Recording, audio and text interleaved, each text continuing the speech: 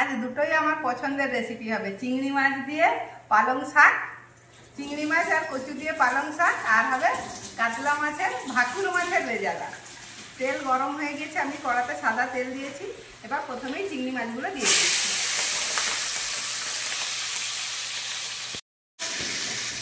চিংড়ি মাছগুলো জাস্ট একটু ভেজে নিয়েছি। চিংড়ি মাছ বেশি ভাজলে শক্ত হয়ে যাবে। বড় বড় চিংড়ি আছে, এবার দিয়ে দিচ্ছি। আমি সিদ্ধ করে নিয়েছি, কচুগুলো সিদ্ধ করে নিয়েছি।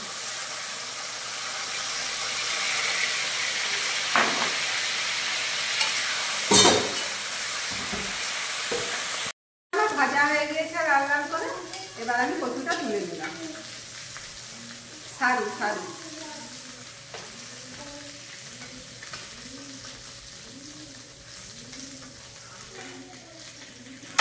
এবার দিয়ে দিলাম কেটে রাখা মূলো। মূলোগুলো ভাজা হয়ে গিয়েছে, এবার আমি তুলে দিলাম। এবার ফোড়নে দিয়ে দিলাম 5 ফোড়ন।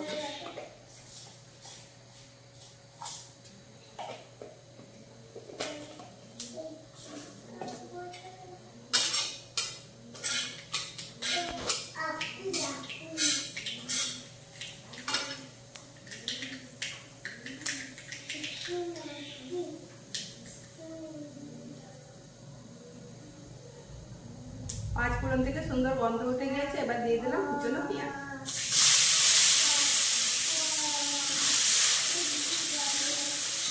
ভাজা হয়ে গিয়েছে, এবার দিয়ে দিলাম লঙ্কা গুঁড়ো, হলুদ গুঁড়ো,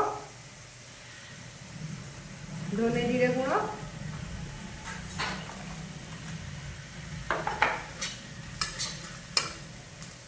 পানিটা দে না।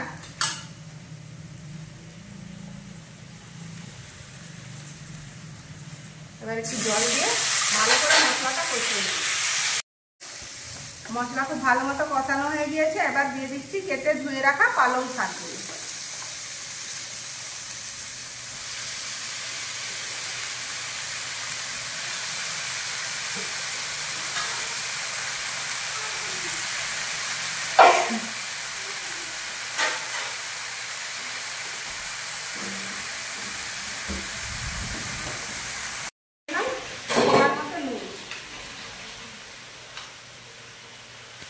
নুন দিয়ে দিতেই শাকটা পুরো জ্বলে গিয়েছে। এবার দিয়ে দিলাম কেটে রাখা ভেজে রাখা চিংড়ি মাছ, আর দিয়ে দিলাম ভেজে রাখা কচু আর মূলো।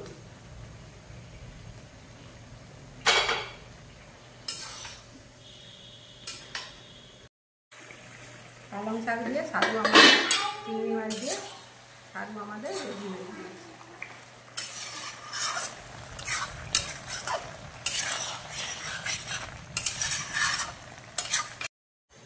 কাতলা মাছের রেজালা তৈরির জন্য আমি কাতলা মাছে নুন মাখিয়ে রেখে দিয়েছি। এবার সাদা তেল গরম করতে দিয়েছি কড়াতে।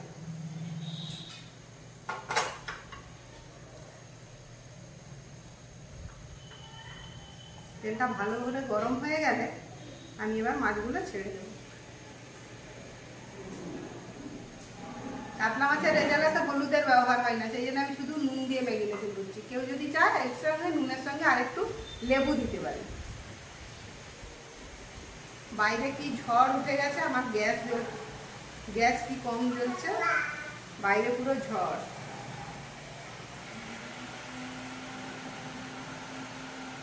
তেল গরম হয়ে গিয়েছে, এবার এক একটা মাছ আমি দিয়ে দিই।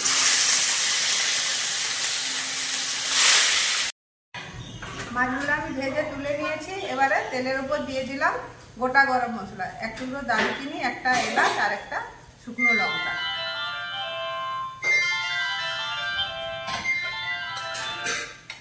এখানে আমি একটা পেঁয়াজ সিদ্ধ করে গ্রাইন্ড করে নিয়েছি।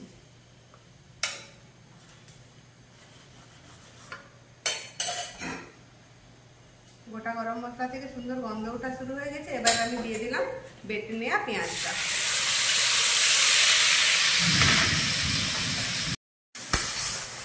পেঁয়াজ থেকে তেল ছেড়ে দিয়েছে। এবার দিয়ে দিলাম আমি বেটে নেওয়া আদা, রসুন আর কাঁচা লঙ্কা। এটা দিয়েও ভালো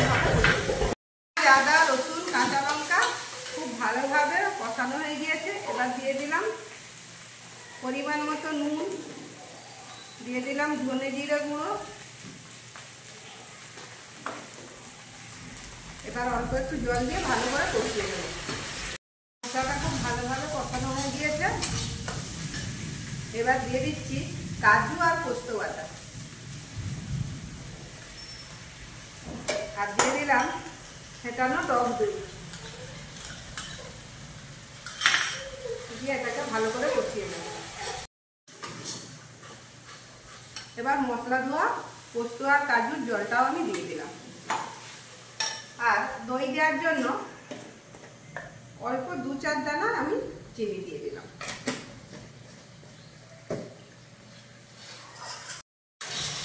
মশলা খুব ভালোভাবে কষানো হয়ে গিয়েছে। এবার কিছুটা জল দিয়ে ফুটতে দেবো। ফুটে গিয়েছে। এবার এক একটা মাছ আমি এর মধ্যে ছেড়ে দেবো।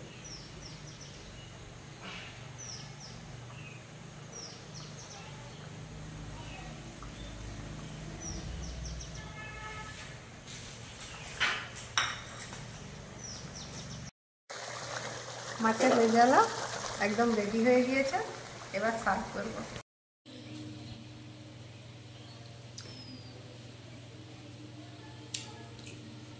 মাছের রেজালাটা তো খুব সুন্দর হয়েছে। এটা নতুন আইটেম, কোনোদিন এর আগে খাইনি, বহু সুন্দর হয়েছে।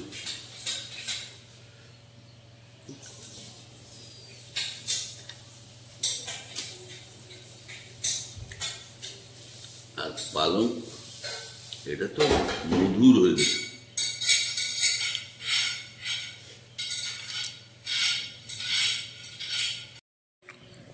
চিংড়ি মাছ দিয়ে পালং শাক, মানে এর থেকে ভালো খাওয়ার আর কিছু নয়। আমার তো শুধু চিংড়ি মাছ পালং শাক দিয়েই রান্না মানে খাওয়া হয়ে যাবে। খুব সুন্দর হয়েছে হেভি আছে রেজালাটা। রেজালা খাই,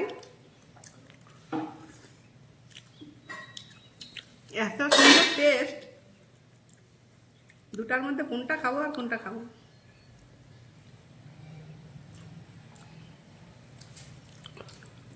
বন্ধুগণ, আপনারা বানিয়ে খান আর সাবস্ক্রাইব করুন।